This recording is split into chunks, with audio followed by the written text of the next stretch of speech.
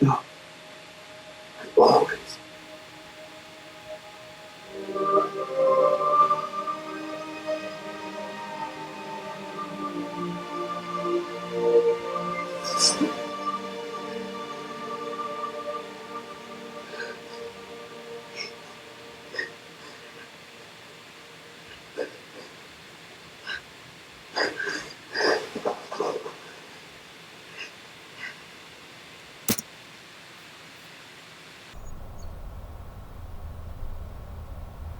The more I live, the more I realize killing Daenerys at the end of Game of Thrones was the only correct ending.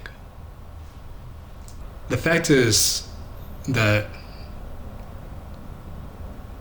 women are horrible people.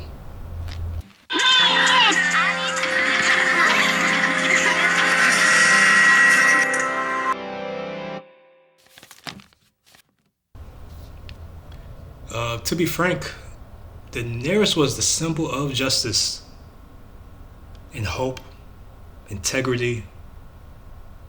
For the majority of maybe the entirety of the series, saving and protecting those she came across. Each step she took towards the crown. The crown only being her target because it was rightfully her. Let's get back to that ending. The ending, that controversial ending. An honestly boring ending. She flies off the walls, bearing her eyes on what has been her life's goal, finally coming into fruition upon the back of her dragon without a threat that can take her on. Here is where things matter, where character is shown. See, it's easy to be forgiving and empathetic and a leader when everyone that you come across you need. You need the people to join your army. You need craftsmen or countries to give you ships or make you ships.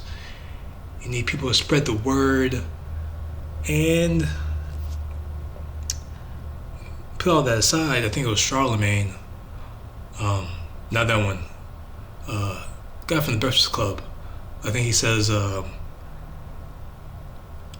person's character is not shown when they are in need. It's shown when they're surrounded by people who can't do anything for them.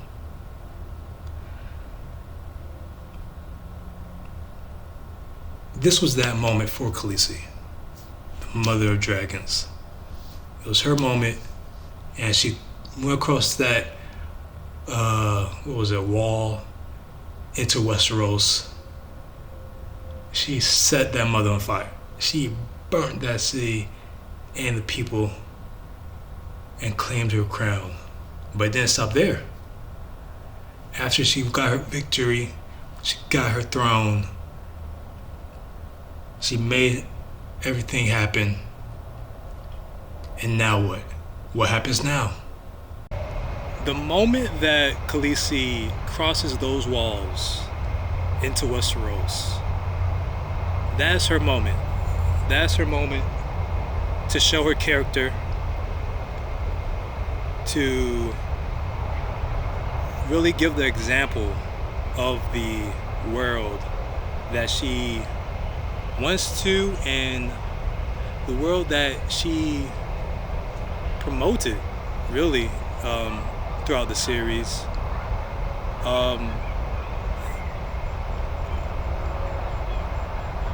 I guess not promote. Daenerys, that was her opportunity to show and to provide example of the world that she wanted, the world that she wanted to lead, the world that she wanted to rule. Or at least that's what we were given, or at least that's what she portrayed. I don't even think it was just a portrayal. I really think she believed that. And to that point. But as we saw, the second that she crossed those walls, she lit on fire. She lit that mug up. And no holds bar. And to be fair, her life had a lot of trauma, a lot of trials, and I'm sure it was a lot of revenge that she wanted to evict. She lost her home, she lost her people, she lost her family. I mean, I say her people. How many Targaryens were there left in the show? I mean, we saw from House of Dragons forward slash backwards to Game of Thrones. There's like two, and then they killed one, her brother. So it's kind of the last one. Of course, Jon Snow. And even after that, they have her crown. She has her throne. She has accomplished her mission. And she turns to her council and she says, let's keep it going. And she points out the rest of the world, all these kingdoms.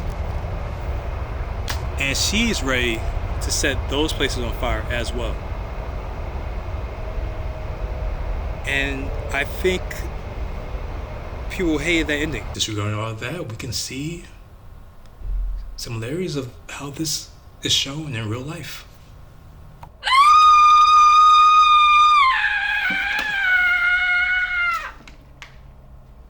This time of the 1800s with Frederick Douglass, Jim Brown, Susan B. Anthony, Victoria Woodhull.